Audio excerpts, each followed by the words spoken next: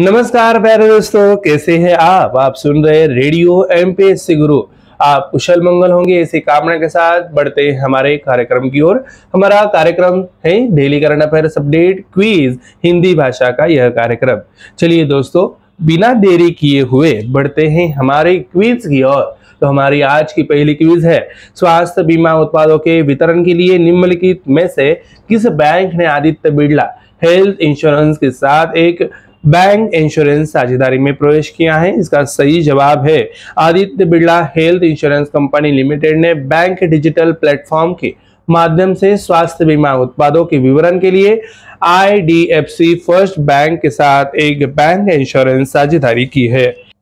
बढ़ते हैं अगली क्विज की ओर। श्रीनगर में भारत का पहला फ्लोटिंग वित्तीय साक्षरता शिविर आयोजित करने के लिए किस भुगतान बैंक ने निवेश दीदी पहल के साथ भागीदारी की है?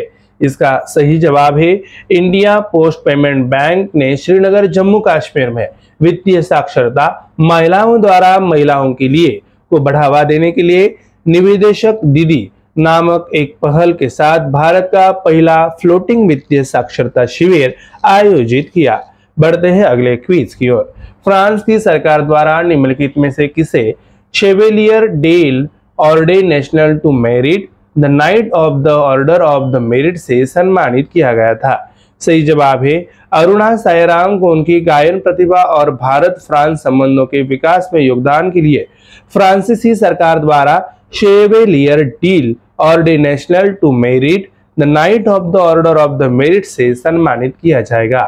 अगली क्विज है, निम्नलिखित में से किसे एनर्जी एफिशिएंसी सर्विसेज लिमिटेड के सीईओ के रूप में नियुक्त किया गया था? सही जवाब है एनर्जी एफिशिएंसी सर्विस लिमिटेड ने विशाल कपूर को अपना मुख्य कार्यकारी अधिकारी नियुक्त करने की घोषणा की है।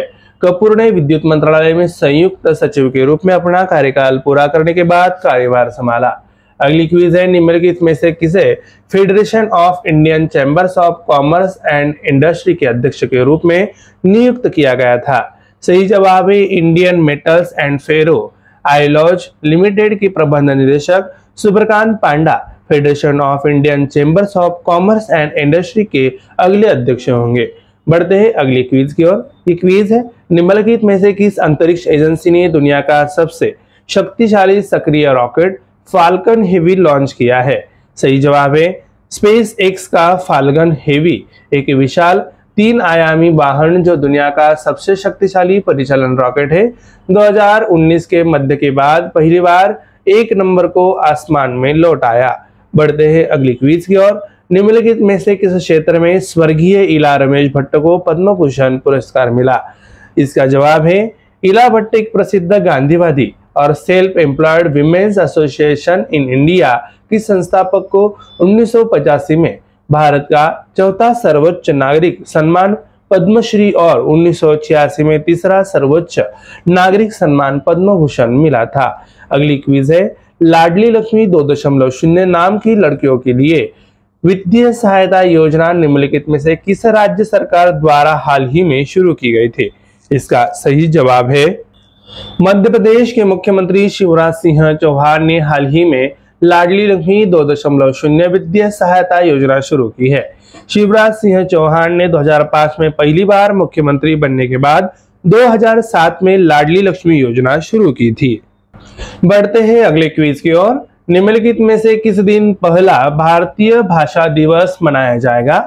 इसका सही जवाब है विश्वविद्यालय अनुदान आयोग ने सभी उच्च शिक्षा संस्थानों को 11 दिसंबर को भारतीय भाषा दिवस मनाने का निर्देश दिया है, ताकि भाषा सद्भाव और भारतीय भाषाओं को सीखने के लिए एक सहायक माहौल बनाया जा सके। अगली क्विज है आखिरी क्विज।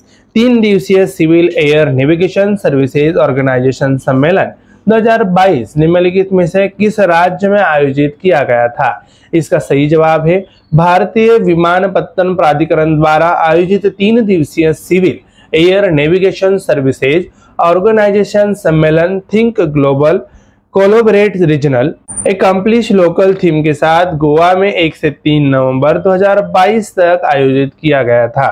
प्यारे दोस्तों, हमारा daily current affairs update quiz Hindi भाषा का यह कार्यक्रम यहीं पे समाप्त हो रहा है। मैं आरजे उद्धव आप सभी से लेता हुआ इजाजत। तब तक के लिए ऐसे ही बने रहिए और सुनते रहिए हमारा प्यारा रेडियो एमपीएससी गुरु। धन्यवाद।